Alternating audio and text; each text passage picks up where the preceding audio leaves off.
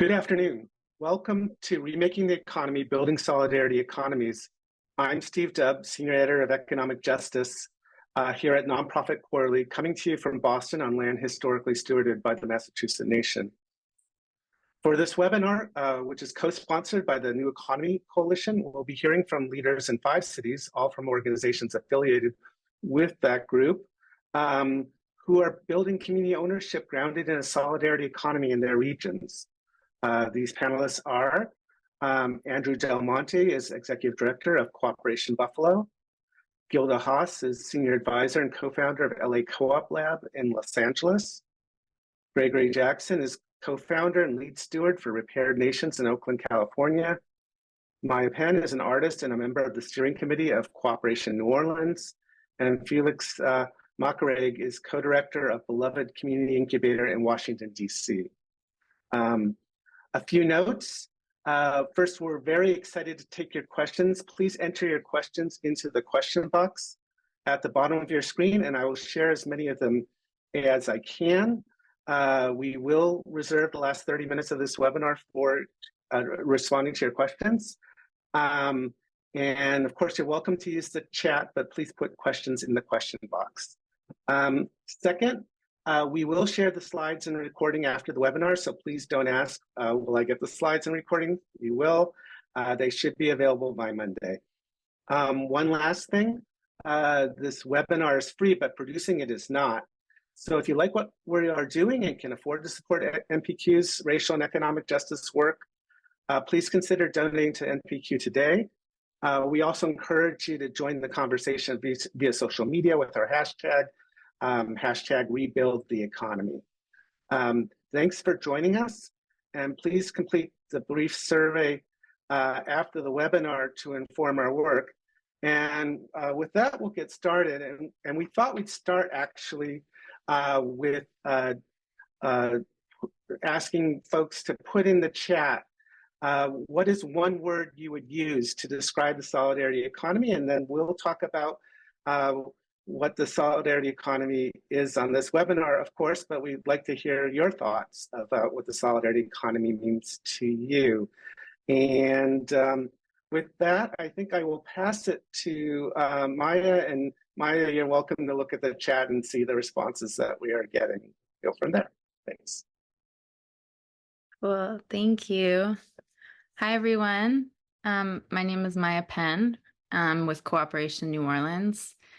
It is really exciting to see all these words coming up, and I'm seeing lots of liberation and sustainability and care. I'm really happy to have been asked to say a couple words about the solidarity economy before we all introduce ourselves. And I wanted to just offer a kind of grounding framework that we use and talk about in Cooperation New Orleans that I think kind of demystifies what a lot of these words mean and invites people hopefully into this movement with less barriers to understanding what it's about. We talk about cooperation as basically the Black and Indigenous practice of meeting each other's collective needs. These are things that communities of color have been doing for centuries to care for one another, and on an everyday level can look like daycare with your neighbors, pooling resources to have a cookout, things we see here in post-disaster, post-hurricane mutual aid. So when I think about and talk about solidarity, I'm really thinking about entering a consistent or everyday practice of cooperation with one another, understanding that by me working to meet my needs, in this neighborhood or community or home that we share, I'm meeting my own needs by working for yours, that our joy is linked, that our survival is linked, our liberation is linked. And something we know about our current capitalist paradigm is that it chokes and undervalues these systems of care.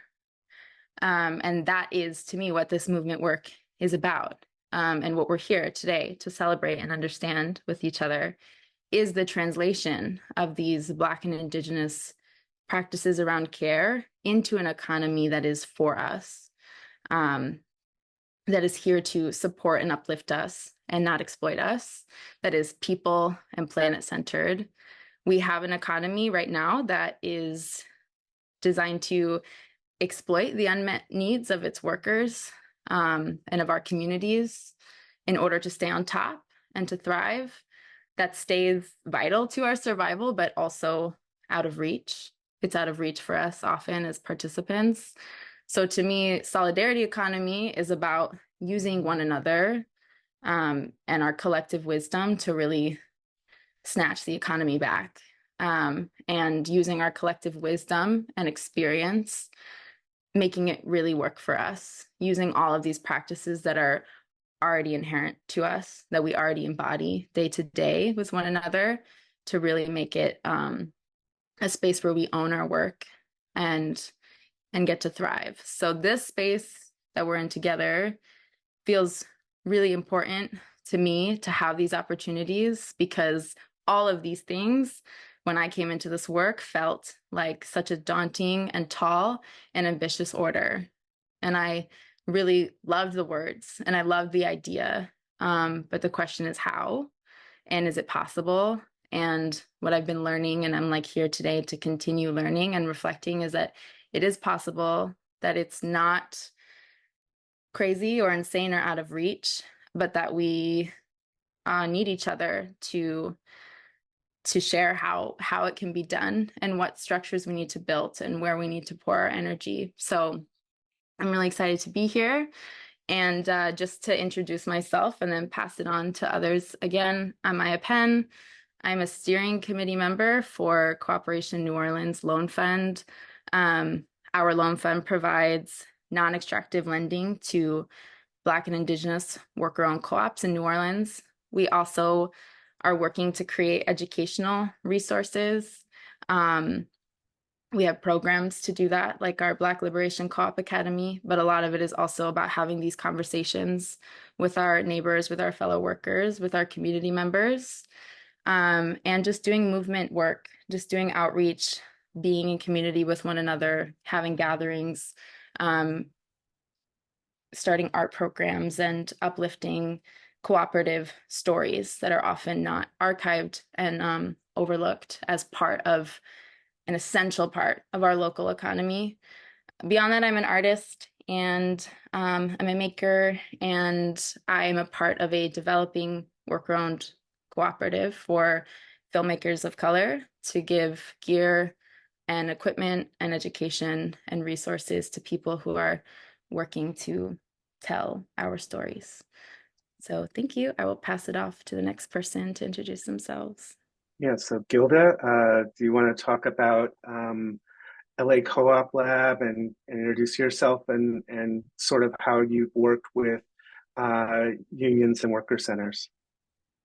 Okay, I'm Gilda Hus. I'm a co-founder of the LA Co-op Lab. I'm on the board. I'm a senior advisor. I've been a volunteer full-time staff person for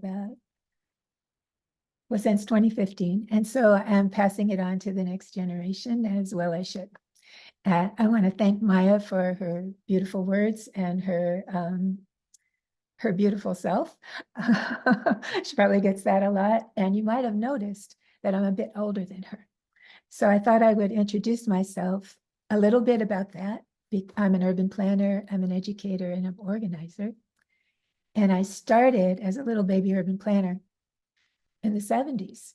And at that time, the distance, like inequality wasn't tiny, but it was the smallest that it had ever been in the United States. Okay, and that's where I was starting from. There was the war on poverty. There was lots of funding for cities.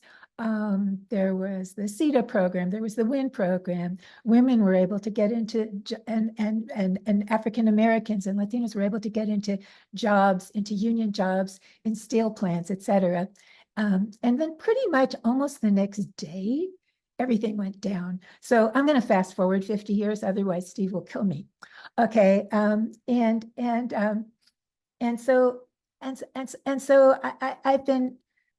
so LA Co-op Lab started when there was a lot of strength that had been built in the traditional economy to exploit people, the muscle for that just got bigger and bigger and bigger. And so displacement, gentrification, the gig economy, there didn't used to be a word for gig economy. People used to just be getting by, but now it's like a thing because it's the opportunity for so many young people, et cetera. Like that, all of that was so normal, and to push back against that,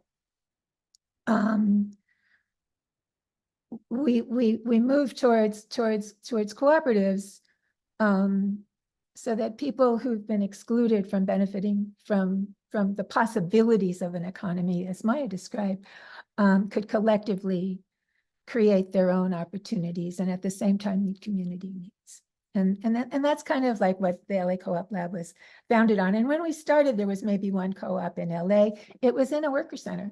It was came out of the Filipino Worker Center, where a lot of excluded workers, home care workers, where a lot of people were home care workers. And as you might know, worker centers often focus. LA has a lot of worker centers because we have a lot of exploitation in the labor market. And they often focus on industries who specialize in wage theft. Their business model is wage theft and other kinds of abuses and that's how they make money, especially women of color. And the worker centers try to address people's immediate needs like wage theft claims and things like that. At the same time, they're organizing for policy, for justice, for enforcement of the laws that we do have, et cetera.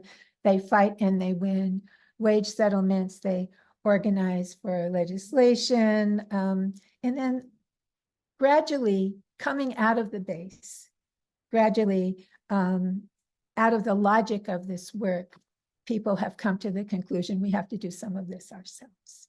And so there's an interest in cooperatives. And so we're a member of a lot of alliances. The worker centers in Los Angeles have an alliance themselves where they support each other, and that is staffed. There's a car wash worker center. There's home care worker center, as I said, in San Diego. There's a taxi worker center in Los Angeles. There's a Black worker center. There's just a worker center for every form of exploitation, particularly in industries. There's garment worker center. We're in alliance in a collaborative called the California Worker Owner Collaborative with car washeros, with the child care one in Orange County, with the home care one in LA, and the taxistas.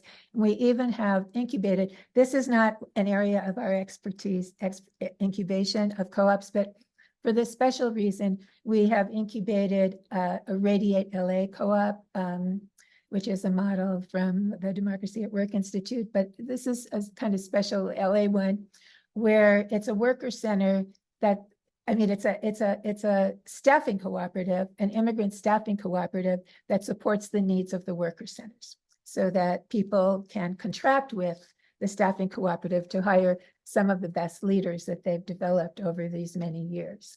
And so I just wanted to say, going back to my seniority, my age, I just wanted to say that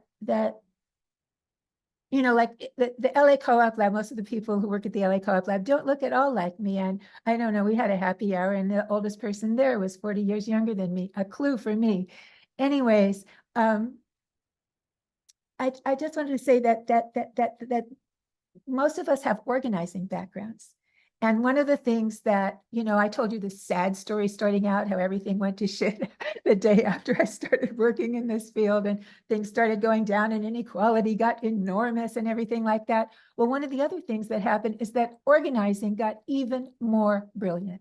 New models were being created, new coalitions were being formed. I had to go back to school. I mean, I really had to learn a lot, et cetera. And you know, like what we say, at all of our rallies, you know, when we fight, we win, and we win. And we've been fighting, and we've been winning, and we've been fighting, and people have been pushing back, and we've been fighting, and we've been winning. Then what?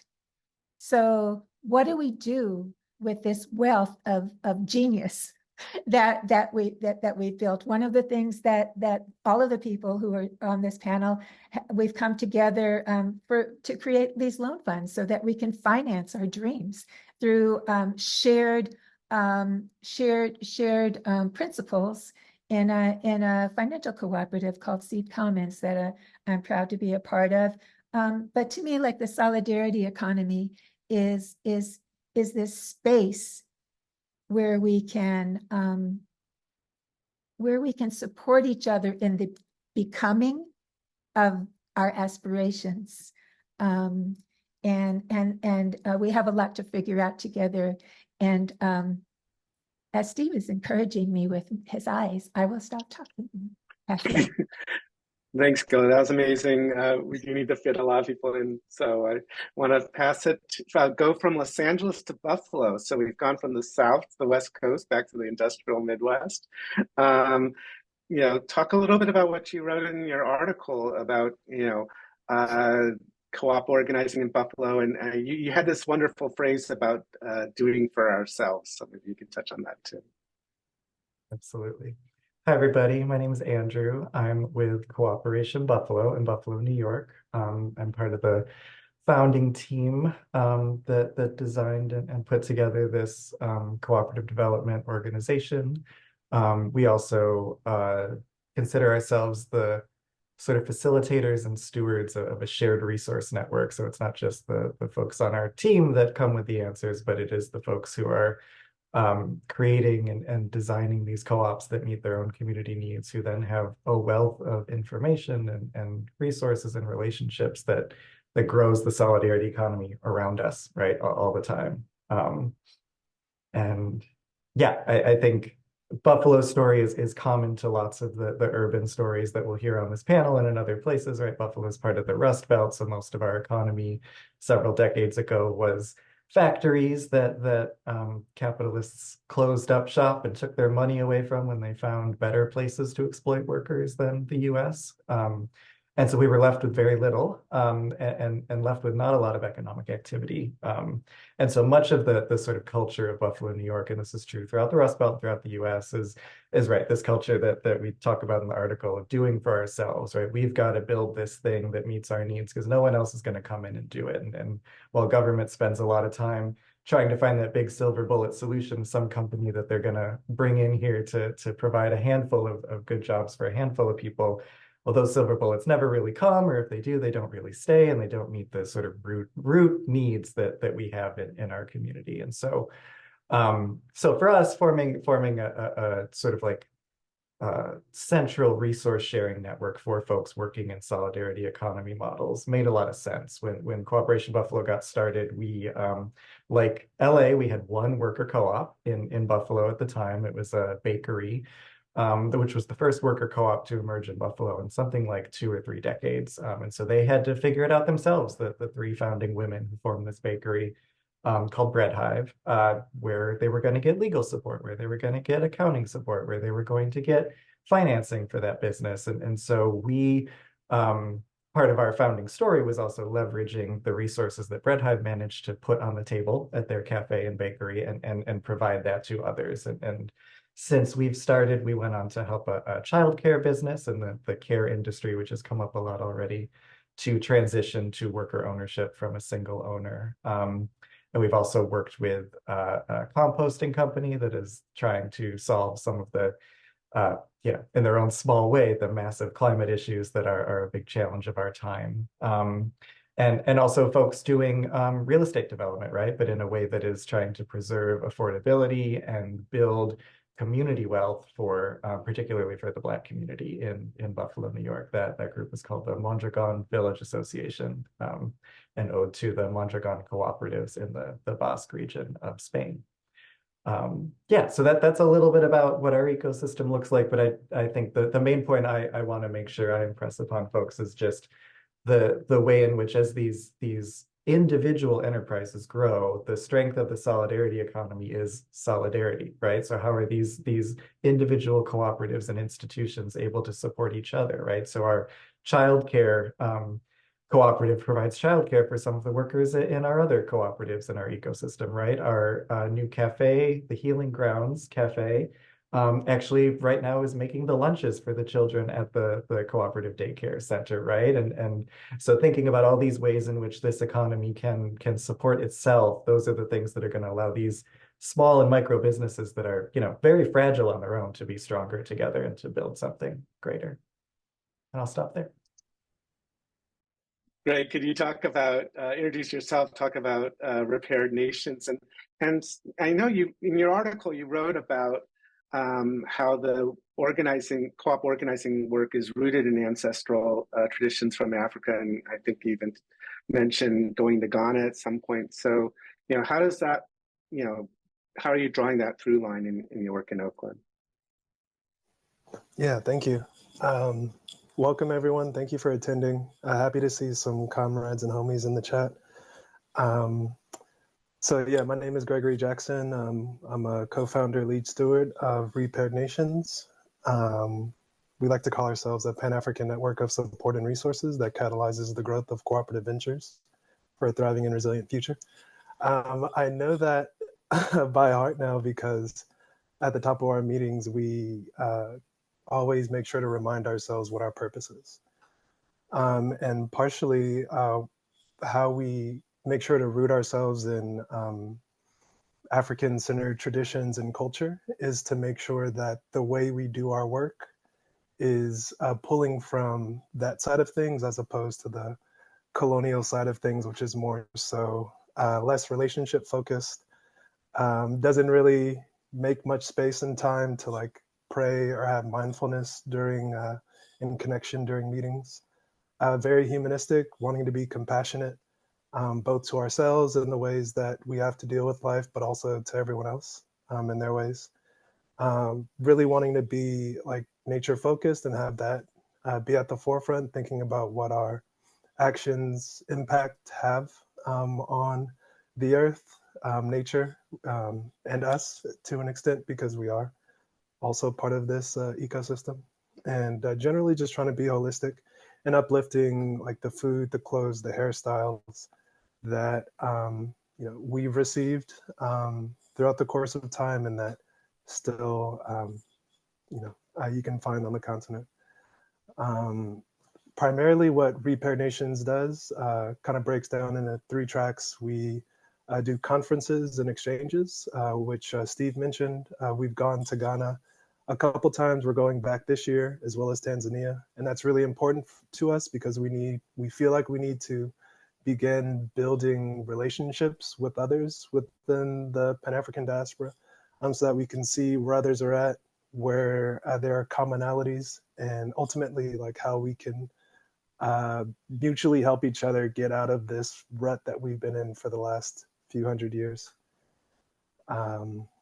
We have a book club that's focused on collective courage by Jessica Gordon Imhart. We half jokingly call it the Bible because it talks about many instances of cooperation and mutual aid in the Black community since about the 1700s to the present.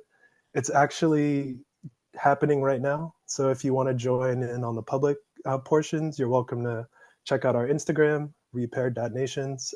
Right after this webinar, actually, is when my co-founder Kingdom will be hosting the second installment of a 12-week walkthrough of the book.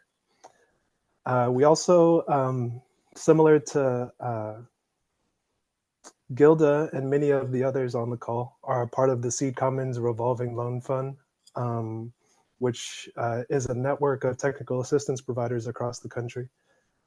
So we're always helping to support the projects that have been around over the past 5 or 6 years, about 30 projects we've supported with financials, business model canvas, and kind of the ins and outs of governance and management, helping them figure out, okay, we do want to do this cooperation thing, but how do we actually do that?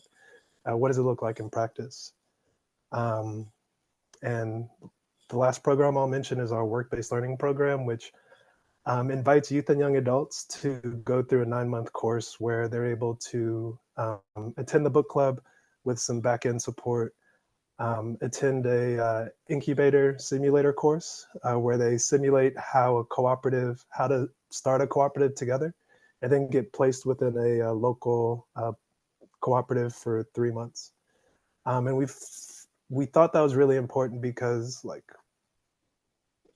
before we started, cooperatives were pretty big in the Bay Area. However, not so big in Black and Brown communities. And we really wanted to direct resources as well as attention to these models so that people knew that you don't have to exploit your family, your friends, your community to live a thriving life. You can actually do it democratically. So yeah, moving forward, we've done germinations in the past, which are what we call incubations. That's us trying to be nature focused. So we've like helped to germinate the East Oakland Grocery Cooperative. We've helped to germinate Okanda, which is a multi-stakeholder land cooperative doing some cool eco-village work on a 10-acre plot. And future forward, we're looking at how to convert a restaurant and resort in Ghana into a multi-stakeholder cooperative that would both bring in non-extractive capital as well as provide living wages to folks on the ground there, which is like a really big issue at the moment. Great, thanks. Felix, I'll pass the baton to you. If you could introduce yourself and talk about the incubator, beloved community incubator that you've developed with Bianca in DC, and maybe touch on some of the themes from your article. Thanks. Great, thanks so much, Steve. Such a beautiful group of people. I wanted to say hi to Gilda because every time I mention that I've turned 55 and I like love placing myself with like much younger organizers, they always remind me, Gilda, old is gold. So like, here we are, and thank you for having us, folks. I'm particularly mindful of that because I met with some really longtime comrades at United We Dream here in DC. They're one of their national co-directors and one of their DMV organizers. And I'll come back to that around like just kind of reflections around like this really powerful kind of like organizing model and theory of change that we are proposing is actually the like most long-term sustainable way to resist, right? But anyway, who am I? Who is BCI? So I'm a migrant.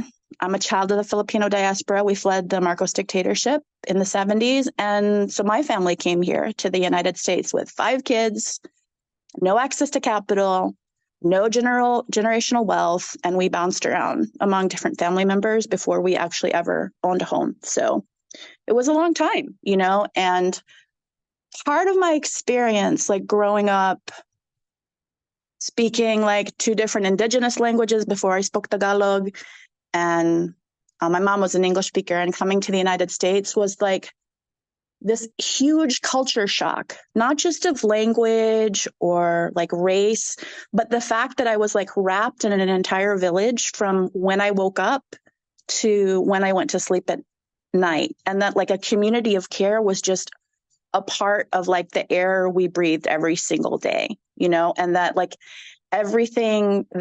pretty much everything that we consumed was local, like, and it was not like the bread. We would like run outside and buy the bread at 6 a.m, and we would bring our food back from the local market and all of that. And so I experienced personally like, wow, this is a shock. This place is really weird. I remember going into a Walmart with my family members. I was like, what is this place that they have brought me to? Like, what is this going on here? And what is going on here in this country? And so like, you know, I became an organizer, like many of you on the call, and I did it for 25 years and I still am doing it.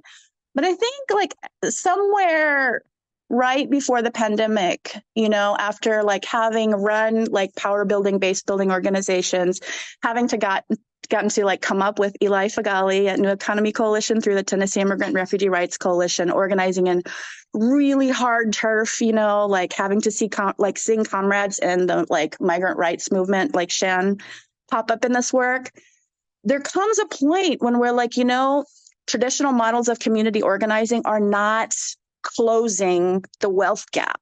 I mean, it's crushingly obvious, so like we need to do something different. And so how do we stay in relationship with the worker center world, where it's just where I came from, and the union world where I came from, and like actually build a big umbrella to build power. And for me, this is the most strategic place, like in the end, for me to feel like this is where I'm going to place my energy from the age 55 onward, because like we are building with like a mentality for like decades into the future, and not lamenting the fact that we're starting small and hyper local, like actually saying that is where we begin, right? So that's, we really did start that way in BCI. Like we're like probably the newbie baby regional formation on the block here with y'all. So happy to be with you. We have like 3 pillars. We all are mutual aid organizers, so really leaned into that during pandemic times. And it's still a core part of like our methodology, because if we really want BIPOC-led worker-owned co-ops to be the center of our work, right?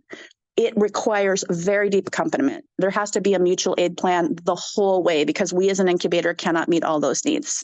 So we all learned those questions, learned all of that, because we're all just by nature mutual aid organizers, but we really learned it during the pandemic.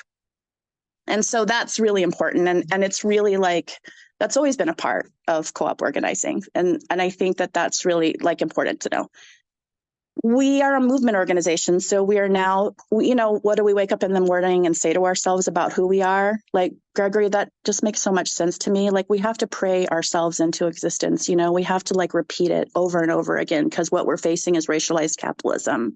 So like, it is so important to say, like, we are a solidarity economy movement organization. That is who we are. That means mutual aid is one of our like pillars. Organizing is one of our pillars, because we're not here just to be your run-of-the-mill economic development institute here in the community. There's enough of that, and that is great, but that is not us. And without incubation, lending, and technical assistance and access to capital, our like fledgling institutions and our fledgling like ecosystem aren't going to succeed to be able to like weave together, like Andrew was talking about, these like interdependent like economic projects together, or like supply chains, like other people would call them, and so we're doing 2 big projects this year, and I'll kind of end there so that we can have enough time to talk. So we were looking around the ecosystem. We have about, it goes back and forth, but it's starting to go on like 19, worker-owned co-ops and solidarity economy organizations that we relate to in the region. And Bianca, who I want to shout out, is joining us from Florida. Jeff, my co-director, is here. And there, I think, a bunch of our apprentices and our other co-directors all on the call. Thank you for being here, because I was nervous, folks. We were like, what's missing in this like ecosystem at its particular moment of development? And both Bianca and Jeff were like, we are really missing co-op incubators who are growth oriented, is what Bianca says, or accompaniment oriented, or who are not just like showing up as professionals. There's more than enough like professionals in the scene, but like folks that it's not just about identity and looking like our communities that we want to organize, but that is important. That's like supremely important, right? Like, I would be a bad graduate of the Center for Third World Organizing if I didn't say that was supremely important. But it's about like the understanding that people need accompaniment and what you're committing to when you say that. Like just exactly like you are committing to minimally a 5-year project with people, and you are accompanying them, like, and they frequently determine what that means more than you do. Like, you all know what I'm talking about. So I think like there's that. And I think we're also like, we're going to be very grounded then in like doing an entire year of accompanying apprentices, in the way that like I got to be accompanied by like my C2 mentors, that like they will be with us or they'll go out into the world. But the point is that we seed the world with people who share our methodology and our theory of change, because we're out here to change organizing, folks, right? Like the world of organizing around, like, there's a different way to do things. Like, we building is one of the most sustainable forms of resistance. The other thing is like, we do tons of relational organizing. So we're going to let we're going to like let the region tell us what is our regional 5-year plan, like both our organizing plan, what is our collective economic project, and we're going to have 500 conversations with our apprentices and do participatory action research. And like that for me feels like some of the best lessons in community organizing and union organizing. They're just so solid in that methodology of how you do the one-to-one and how that grounds every single thing you do. So that just encourages me. And to wrap up, like I will share like one line from the United We Dream comrades. They were like, I told them we met with Muslims for Just Futures collaborative, and they're like, wow, the Dreamers are telling us, like their national co-director and their DMV director was like, the Dreamers are telling us like, well, we're graduating from high school. Like, what do we do? And DC is going to be wild. Like, what are we going to do? Like, there's going to be maybe civil war in DC, y'all. Like, what do we do? How do we prepare people? And they are the most brilliant at preparing people for that level of crisis.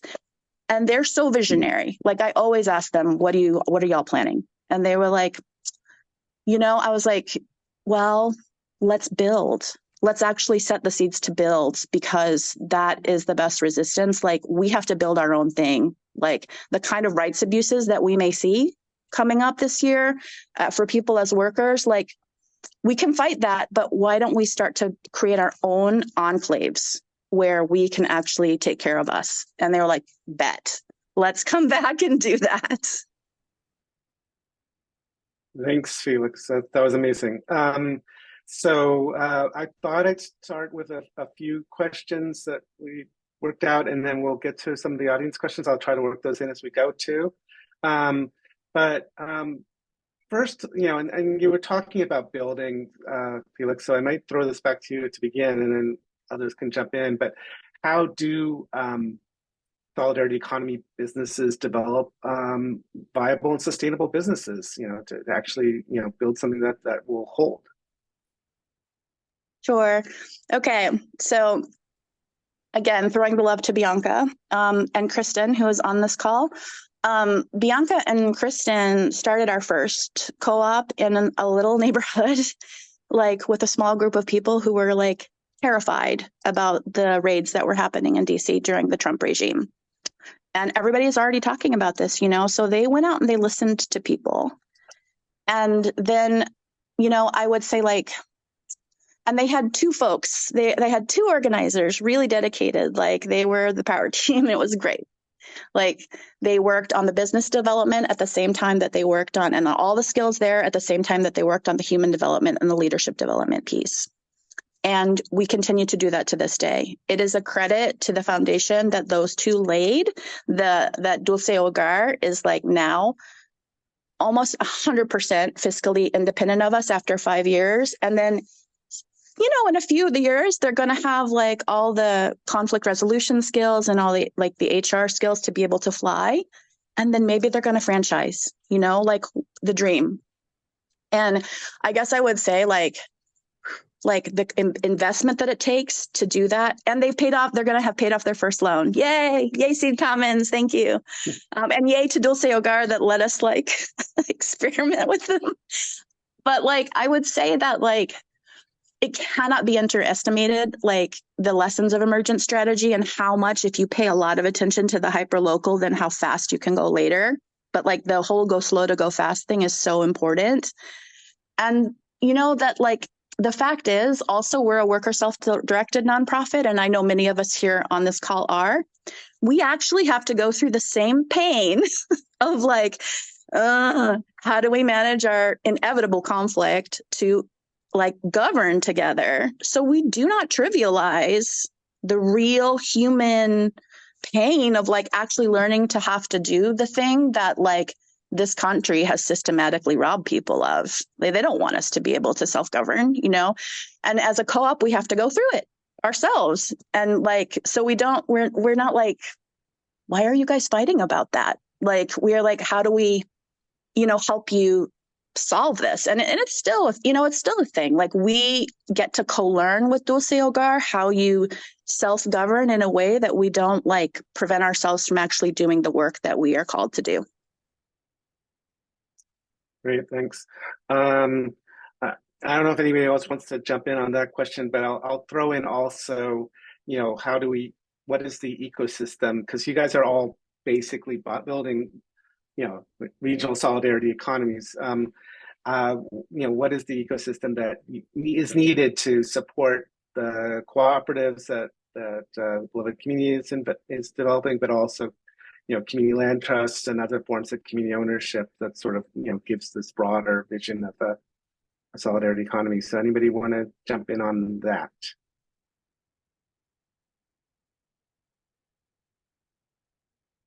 Andrew, I see your head nodding. I don't know if that means you want to jump in or not. Yeah, I can say a little bit about that. I mean, many of these enterprises end up being worker cooperatives, community land trusts, right? Businesses that are going to have to make enough money to sustain, right? So a lot of that standard business development stuff that you might get at your local small business development center from the SBA, so referrals to accountants and lawyers and payroll companies and things like that. All that is still important, but we're going to need to cultivate, and this is something that we've had to do over the past number of years in Buffalo too. Folks in those sectors are interested in working with unconventional business structures, right? Like who knows how to file the Worker Cooperative Corporation statute in New York State, or who knows how to do subchapter T cooperative taxation and is interested in doing that with a small worker-owned company, right? Not a big farm co-op, right? So cultivating those relationships with the sort of traditional economic development realm is super important. But then obviously we're doing this differently, right? And these types of businesses, as Felix said, require that sort of like support of when it comes to the human level stuff and the leadership development and conflict and communication, right? Like it's much harder to go to work with folks who are co-owners along with you and to have those disagreements and not just have one person always get to call the shots. And so like developing healthy ways to navigate inevitable conflict, because conflict can be a good thing, not just a bad thing, right? And so one of the cooperatives in our ecosystem is a consulting company that does both a combination of like nonprofit and business consulting, but a lot of what they do is facilitation, communication, conflict management, and bringing those sorts of skills to other of the cooperatives in our network and also to other, typical businesses too in our local ecosystem. So thinking about those other like human development aspects that are also going to make these businesses thrive is really important in that ecosystem. Thanks, Andrew. Maya, I thought maybe I'd throw it to you a little bit because part of what is unique about Cooperation New Orleans, I think, is its focus on arts and cultural organizing specifically. So how do you build an ecosystem to support artists like yourself across the Crescent City? Yeah. Yeah, it's a great question. And also just to kind of speak to, because you asked before, kind of how solidarity economy creates sustainable business models, but also what an ecosystem kind of looks like to support that. From all of the grounding that we've had so far about moving in systems of collective care and really echoing everything that Felix said as well, about starting from that space and that understanding. I think that practicing all of these models that we want to see in the way that we organize ourselves feels really important, and also echoing what Gregory mentioned about understanding colonial ways of being and wanting to change them, but also it's easy for all of us to fall into the trap of repeating them in organizing. And so this like approach of slowness and this approach of care with one another, this approach of like naming what we're here to do and who's around us and taking time to see them, to ask a lot of questions about, we're talking about meeting each other's needs, but really taking the time to understand what those needs are, what they actually look like before we build structures to meet them, which is a lot of the way that I think Cooperation New Orleans moves. Is we have built really our organization around the work that we see needing to happen. We initially came together and really organized around education and awareness of cooperative structures and then through the pandemic around mutual aid. And then we were approached as well by Seed Commons to start a loan fund.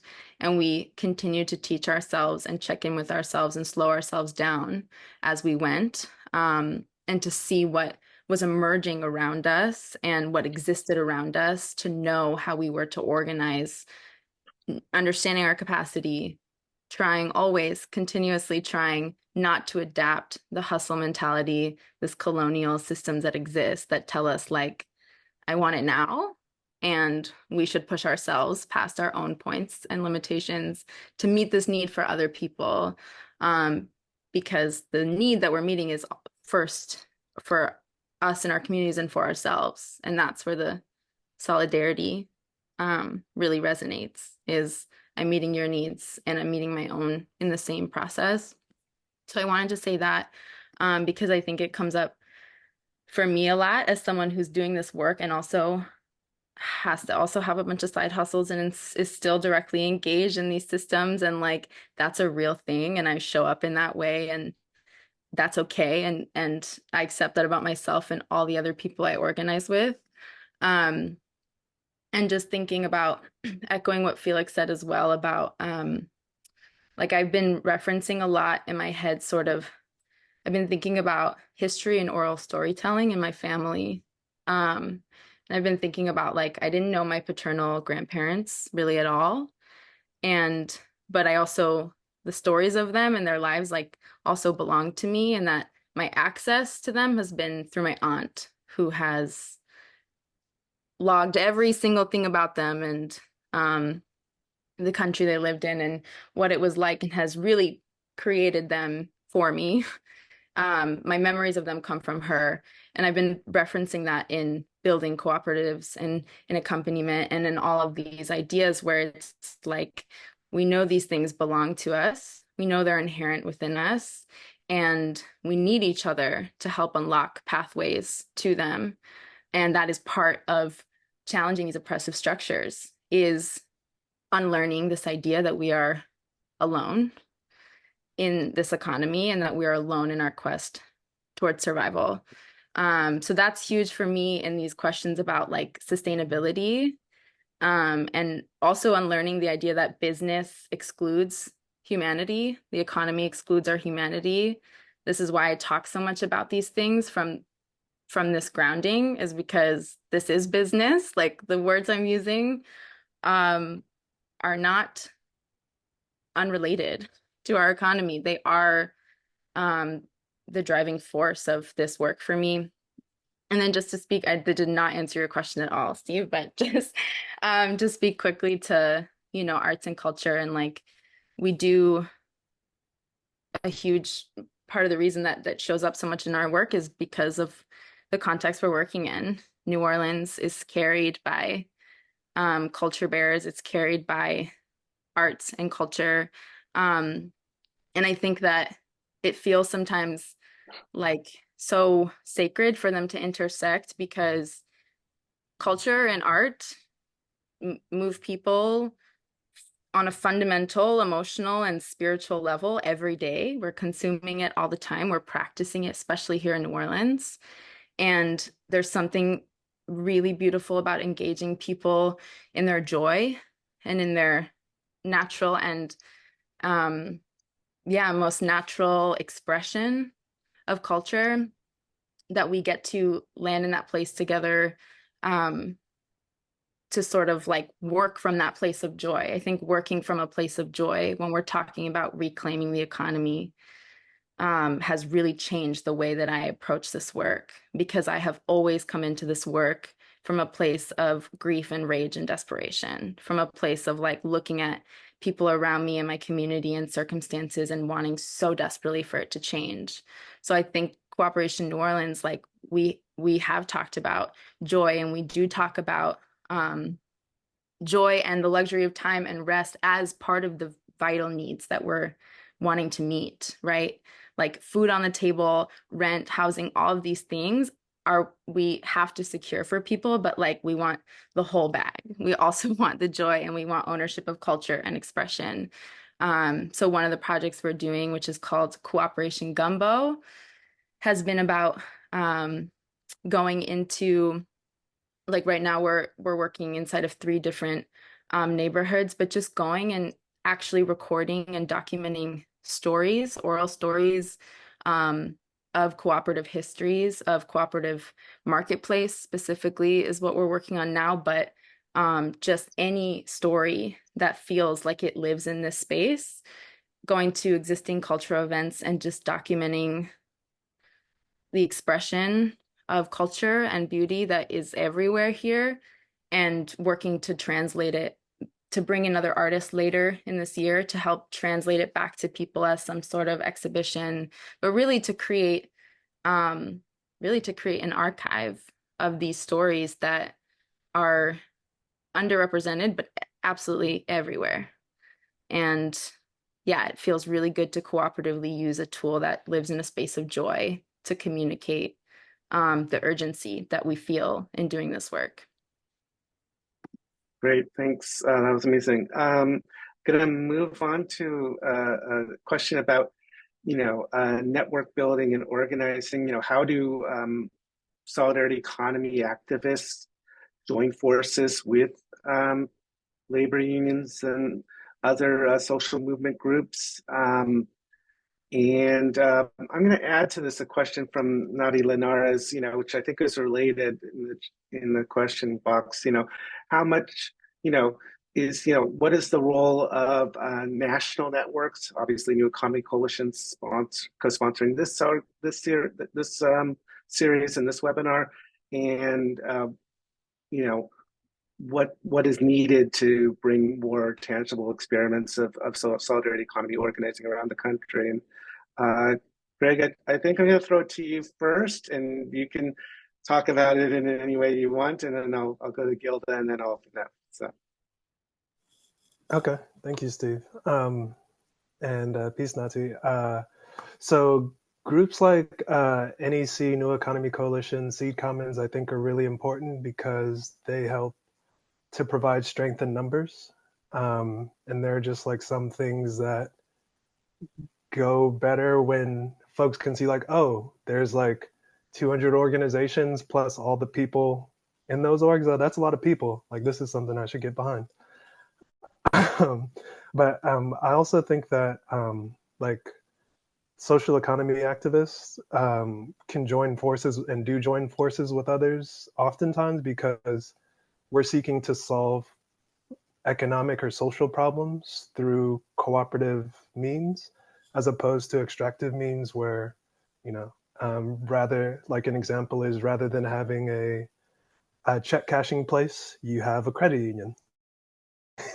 And that instantly, helps make things better.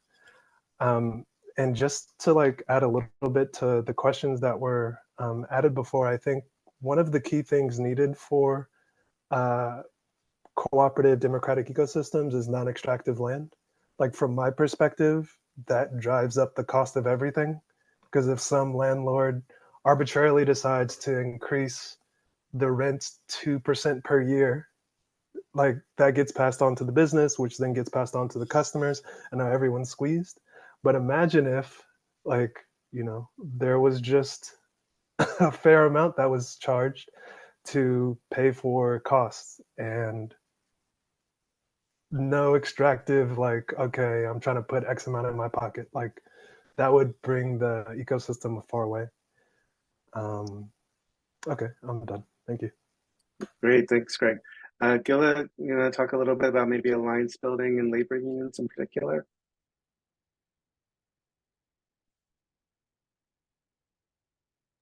Look, I unmuted. Okay. I want to start with where I'm at right the second from hearing the lovely people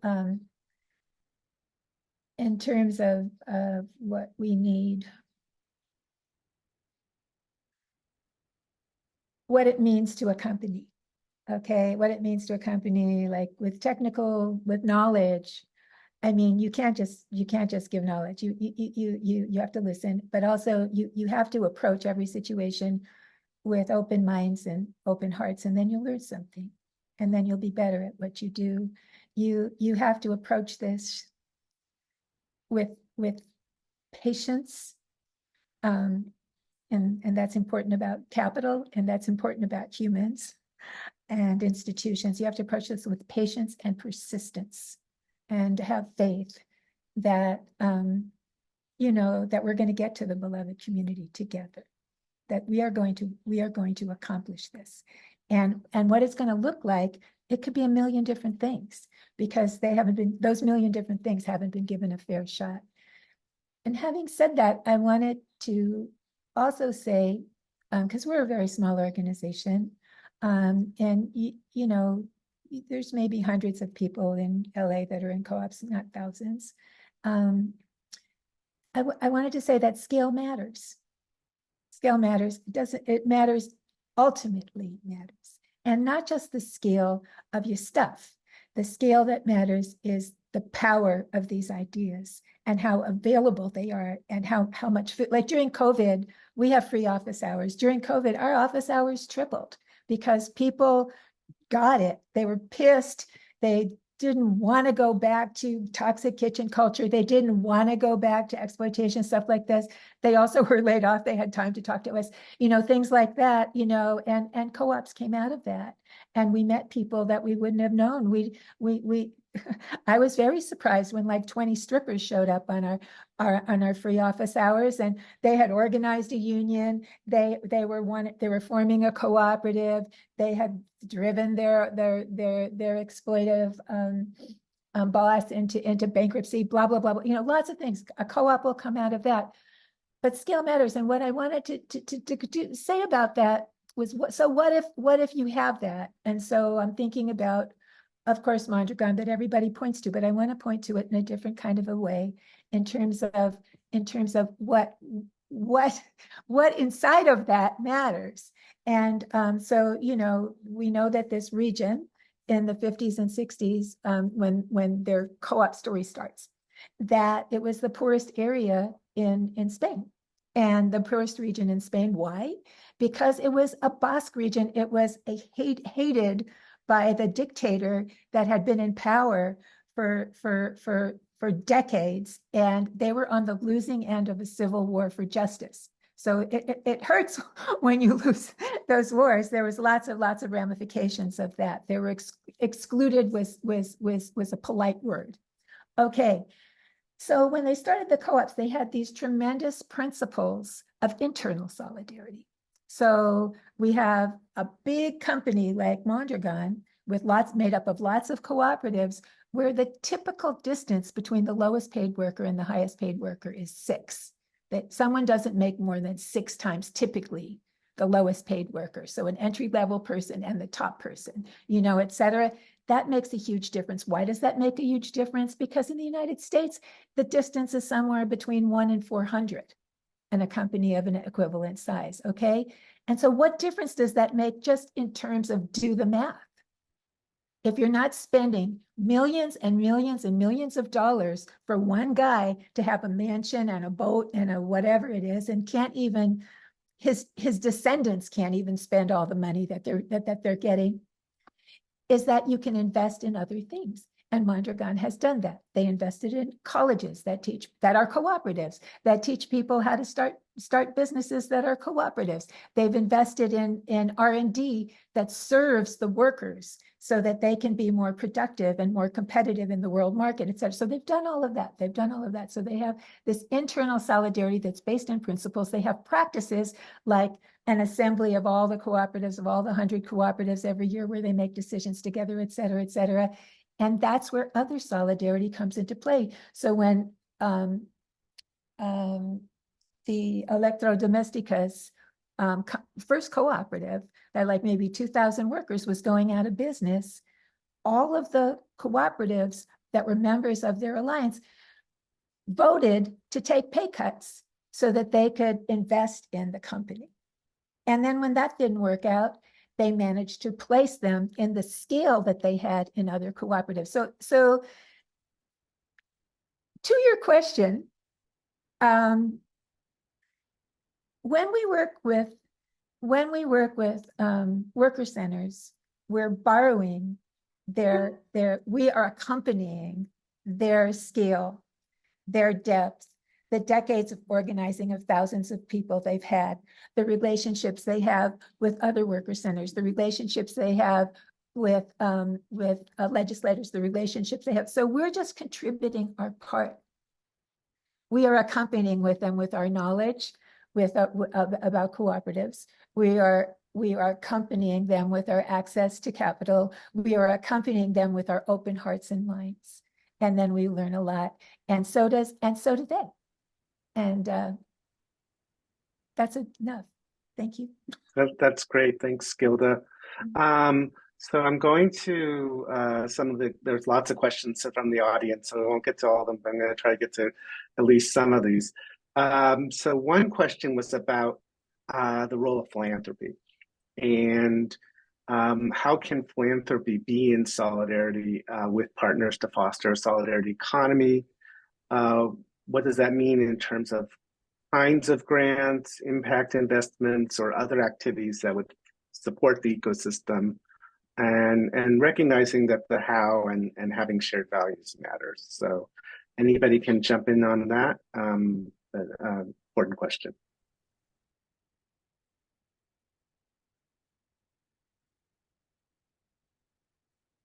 I'll tee us off, and then I'll pass it to Felix, because I know there's lots of things to say in this group about philanthropy. Something that came up earlier, right, is that the patience involved in this work and how slow the development of these projects is, right? 5 years to get a business nearly self-sufficient, right? These are not the kind of like fast-paced, you make an investment, 1,000 people have received something within a year or two of the grant being administered kind of situations that many funders are used to, right? And I think like the ask here really is like, for philanthropy is to exist in the solidarity economy with us, right? To not do things in the sort of hustle and fast way that you're used to, and to not require metrics that aren't really feasible in the community, and just trust us and the people we're working with to figure out what we need and to get it done on the timeline that's actually going to make a difference, right? So that often looks like longer commitments of funds, right? Rather than a 1 year or 2 year grant, like something like a 3 or 5 year commitment. It looks like just freeing up some of the restraints on that money so that the community can be creative and responsive to emergent needs that are on the ground, right? And it also looks like funding into some of these shared commons pots of resources and capital that we've been putting together to support solidarity economy, right? So I think about the Seed Commons Loan Fund that all of our organizations are members of, and here's an opportunity to invest slow money into something that is going to impact cooperatives across the country, right? In the ways that those particular regional ecosystems need, right? Because we've got members that do the local organizing work, and Seed Commons is that great backbone infrastructure at the national or international level, even to just provide that financing in a non-extractive way. So those are some of the first things that come to mind for me. But it's like slower commitments, more interest in letting the communities determine what those impacts need to be and why they need to be. Thanks. And Felix, you were volunteered as the second person to go on this, if you're willing. I mean, I was going to say exactly that. I had a couple ideas though, like, I mean, I think getting the basic difference between ecosystem funding and like, I think it is correct for us to like frame ourselves as a both and of like, we are movement builders and with social justice orientation, and we like build community wealth at the same time. But the basic difference between like what is campaigning and what is ecosystem building, it's radically different. And I don't think we can explain that enough. And that like when we say slow money, that's what we mean. Like, and you know, when we say emergent strategy, that's what we mean. When we say hyperlocal, that's what we mean. Like we need time to get to work, to do the sufficient accompaniment work it will take to actually employ these scaling strategies. Like campaigns scale fast, but what do they leave behind when they're done? You know, you you've fought the current system, whatever the jurisdiction is whether it's the state, the federal, the local, like whatever it is, you've like managed to squeeze out and extract money from their local budget. You have held decision makers accountable, and then you have to fight all over again, and like, how sustainable is that? And it is certainly like hard facts that funding strategy, while we do have to fight defensive fights because the world like literally is on fire, that the predominant amount, like the overwhelming amount of resourcing that strategy and theory of change gets is not shifting the wealth gap in this country. It is widening.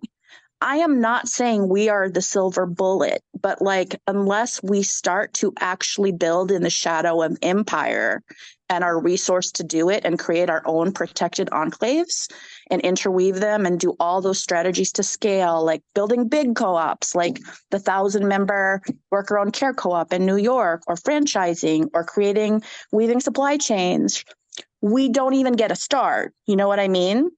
And I guess like, I am asking folks on this call to give us a venue so that we can begin to explain this, so it doesn't sound like when we say solidarity economy or ecosystem building, it's like people hear it like wah, wah, wah, wah.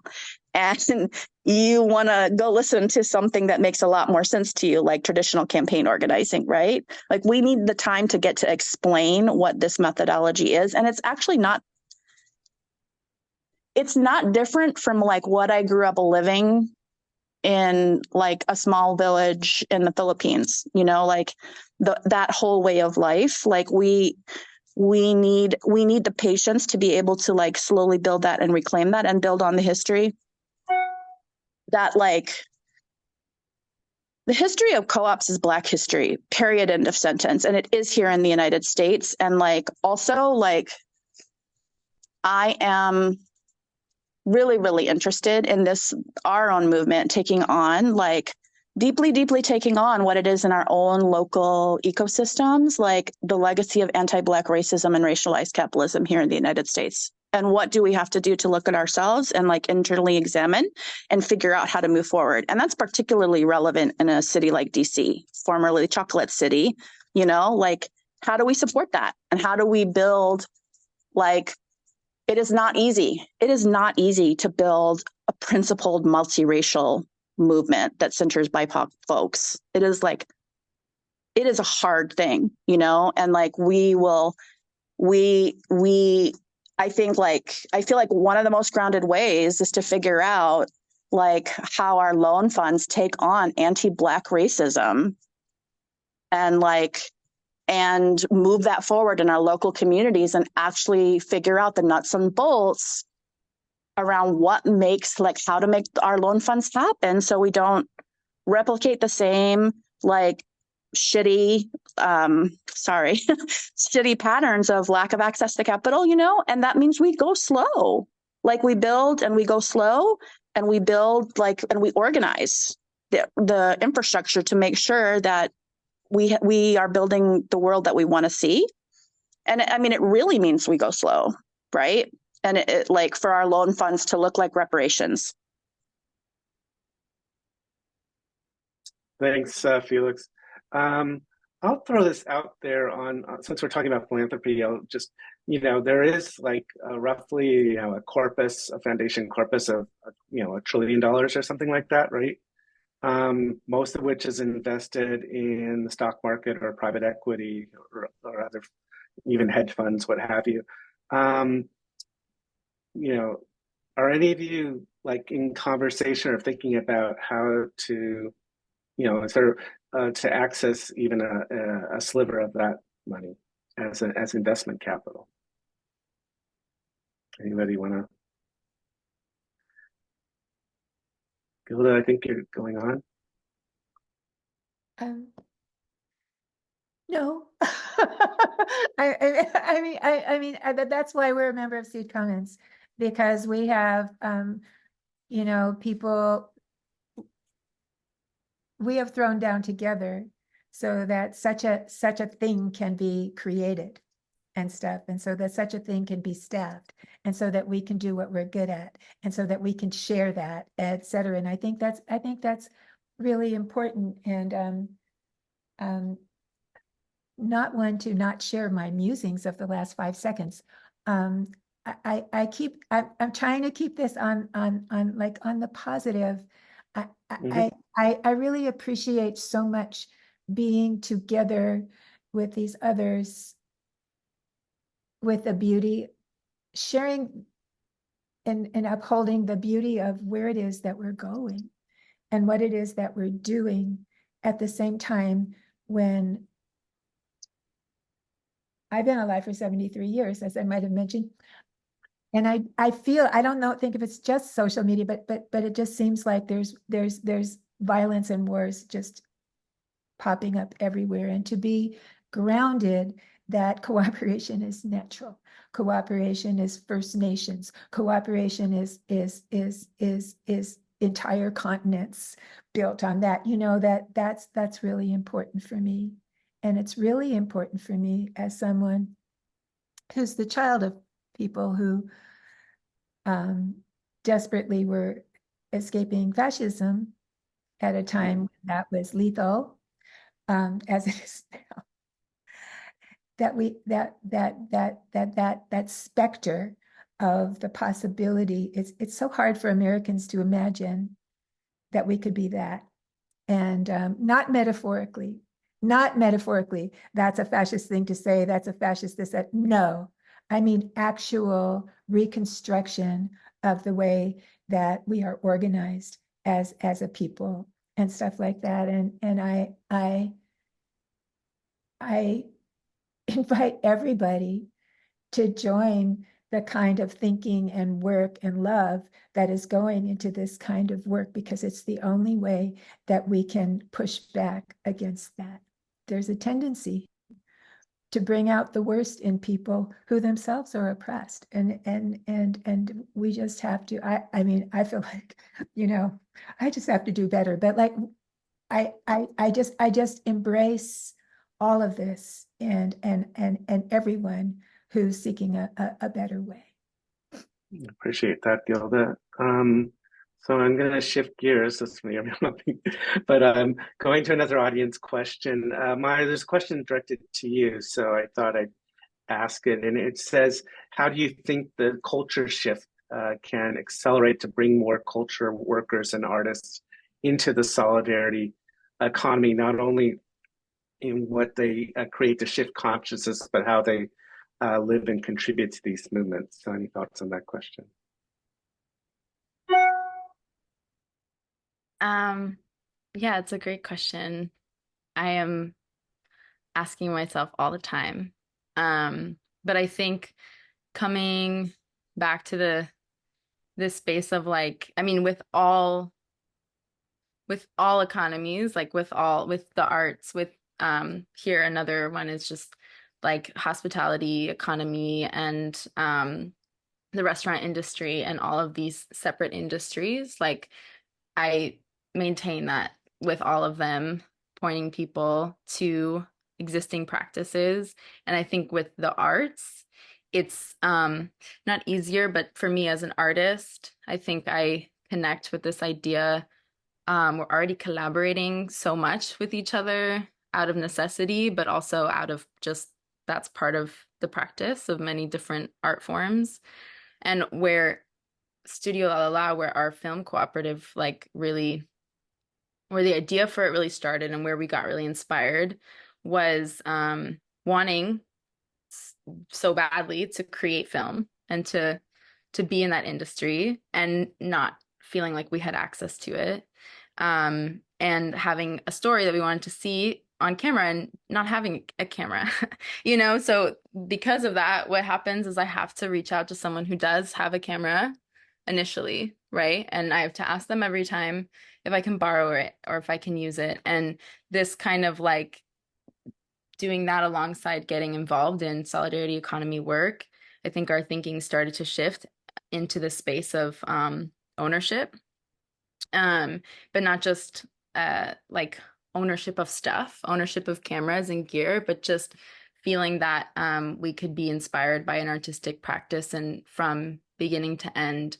not have to, in some way, shape, or form, make ourselves smaller or subject to criticism or subject to classism or any of the other isms in order to get where we were going in creative expression. So that's, I think, the space that I feel like there's a lot already happening in New Orleans that comes, I mean, it's been happening and happening all the time. Like, it's so many expressions of arts and culture that are happening cooperatively. I mean, like, we just are now on the other side of Mardi Gras and have spent a lot of time talking as a group about Mardi Gras, like organizing around Mardi Gras and building floats together. And like, shout out to Women of Wakanda, members of whom are in this chat, like talking about how in building floats and creating throws and like intentionality into costumes, that also the same actions are what we need and can do to build this infrastructure for a cooperative future. And so that's, I mean, I think those are the conversations, like that's the answer I'm seeking in my life. The answer to your question is what I'm seeking, truly. But I think that sector of this work like has a really special and enduring quality to it already that comes from, like, it never stops, you know? Like, there's so many things that we lose access to in this system. And here in New Orleans, like, one thing that you see people always doing and always celebrating is this enduring spirit of arts and culture. So there's something like, there's something beautiful about that, and stepping into that spirit with other people, reminding ourselves and each other of what we're already doing. And then just finding ways, really, I think the biggest thing is, it's not about like, how do we keep doing this, but how do we own it? How do we not stay subject to the exploitation of it, right? Like, we live all of these beautiful Black and Indigenous practices around arts and culture here are making our city so much money that none of those culture bearers are seeing, right? So that's the conversation now. And we see that we have recently in our stream, we have Keep It in the Culture, the new Mardi Gras Indian cooperative for art supplies. And that's like part of the steps that we're taking in those directions, but it starts really small and like need to need. And these conversations, I think, need to keep happening among artists. Great, thanks. So moving from arts and culture to public policy, just a slight switch. But a question that came up, not surprisingly, was about all the different legislation that's passed, you know, the infrastructure law, Justice 40 initiative, the Inflation Reduction Act, which is really the climate legislation. You know, how might these solidarity economy and cooperative efforts be advanced using federal funding? And I know of a couple of examples personally, but have you seen any in your communities?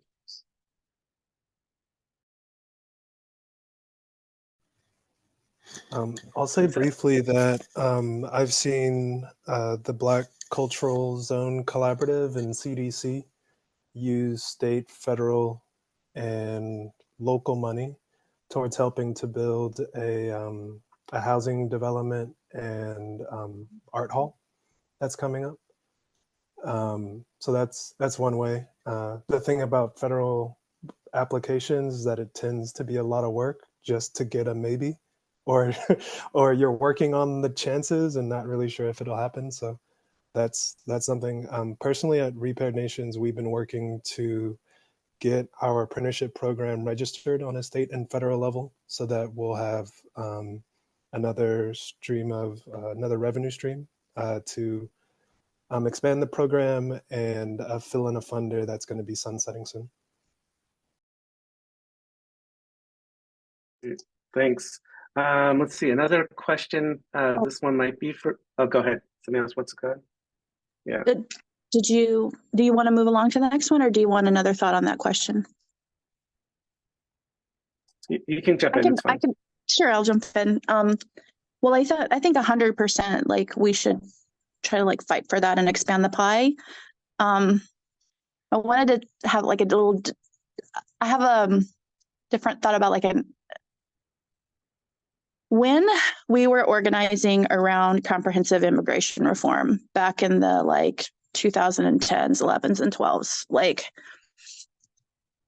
policy, I think we have to invest in smart advocacy and policy fights, but the big wins came out of where there was a lot of presence on the ground and organizing. And it was when we like thought we could still pass the DREAM Act. And then it was still when the Dreamers like were doing sit-ins in offices, like in Senate and House offices, when like they were the ones doing that, you know, nobody else was doing that. They were the ones doing that. And we got deferred action for childhood arrivals. And I think like we have to literally invest in like national like apprenticeship structure and organizing structure, and like, and also where those trainings, like I have like done so many apprentice programs myself and mentored so many apprentices in organizing land.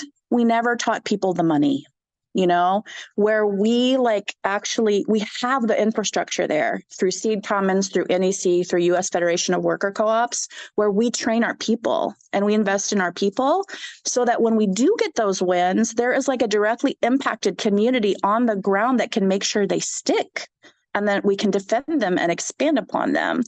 And I really think it's time. I've been like kind of like preaching this gospel to anybody who will listen to it.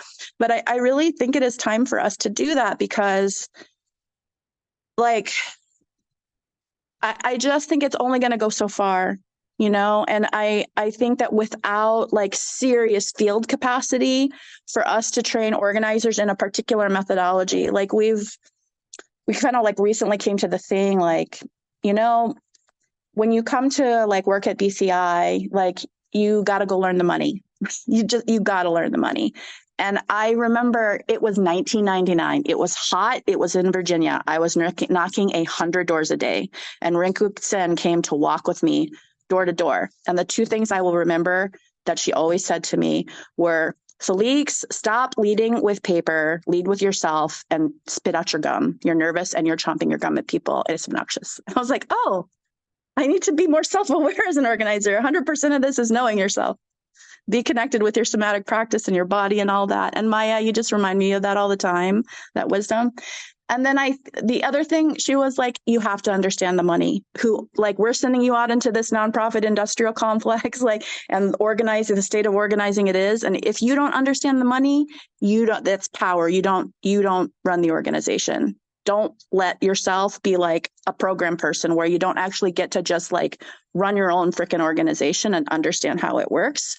And I think like the special thing about this sector of the world of organizing is we're like, nope, got to know the money. Like Ed showed up to talk with our apprentice organizers. Yay, apprentice organizers who are on this call. And Ed's like, there's no free lunch, y'all. I was like, yay, Ed. You got to know the money, you know, like you can do the nonprofit projects, you can take the dollars, but in the end, we have to recognize there's no free lunch, and that like the road to that, to understanding that and taking charge of that, it means we have to discipline ourselves around our own money trauma. Like for me, hearing that and like, oh my God, I grew up like our family struggled to feed us sometimes, you know, and like, oh my God, I have like so much money trauma I have to overcome, but that is the work. You know, and then like, I feel like, okay, if I do that work with myself, I'm in deep accompaniment, co-learning with people that we're helping them do the work, and however long it takes to do that work, that's what it takes to do. The other thing I think is that like at the end of this year, there's going to be a massive gallop to fund crisis-based response organizing. And I really want to say to our like funders who really get it, like, please invest in the work that's like the building resistance work. Like, please, like, we're all going to be extremely triggered by the levels of crisis that we see going on, whatever the outcome is of this federal cycle. But please invest in like the build model of like, that's like the longest term way to think about resistance. Thanks. Yeah, Gilda. And the question, by the way, Gilda, for you is about union co-op, worker co-op union relations. If you can give like 30 seconds on that, but we'll see. Can I give you really quickly about what's happening in LA on the policy tip of money, policy and money, follow the money thing. So one of our county supervisors, so LA County is very large. It's this huge. It's like as big as Spain or something. It's very big. It has like 12 billion people in it. Anyways, they have a very big budget. And a lot of it's contracted out because there have been decades of privatization going on, y'all. And so,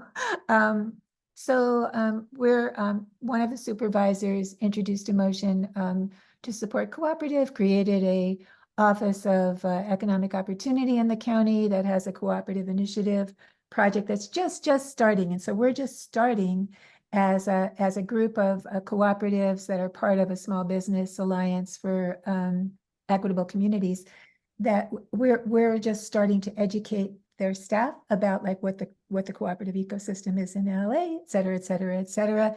And there's an interest in some of, the cooperatives, like, so for example, like the car wash cooperative, there's a lot of cars that could get washed in the county, right? And stuff like, et cetera. That could be a lot of jobs, et cetera. But to look, I need to, we have 2 minutes and there's something else we need to do. Okay, my point is that, so we're looking at procurement. There could be, that could actually be a big sheltered market for cooperatives that are growing, but we have to break down all the barriers that have always existed for, if we do it for the co-ops, it'll be for all of the minority-owned small businesses. I stop now. Yeah. Okay, very important point about procurement. Thank you. So we wanted to give a space for, and Maya, I think you might want to jump in and help me here, but the idea was for folks who are on this call who wanted to, if there's spaces or platforms where the panelists can actually connect with you and put information in the chat. So that might be a little mingled, but what are work you're doing in your community on the solidarity economy, and how can people, on this call connect? I saw a question in the box about being isolated in Anchorage, and there's a lot of folks that aren't connected to the solidarity economy, and folks on this call want to connect with you. So, Maya, anything you want to add in terms of what people should put in the chat? You had just mentioned before, like also asking, prompting people to kind of think about what they want to see happen or change or start to change. And just, we had talked earlier before the webinar about also wanting people to remember that all of these things happen like one step at a time, one foot in front of the other. And a lot of them have happened for us by starting to just have conversations with each other, with other workers, with our neighbors, with our housemates, and being invited into those spaces and then starting to create them, and just reminding folks that you don't have to stay stuck in a vision of a cooperative America or of a cooperative New Orleans, or even of your neighborhood cooperating in this fluid way, that some of these ambitions can really be the conversations that you want to start, the dinners you want to host where this is a topic, the other workers in your space that you want to connect with, and that those are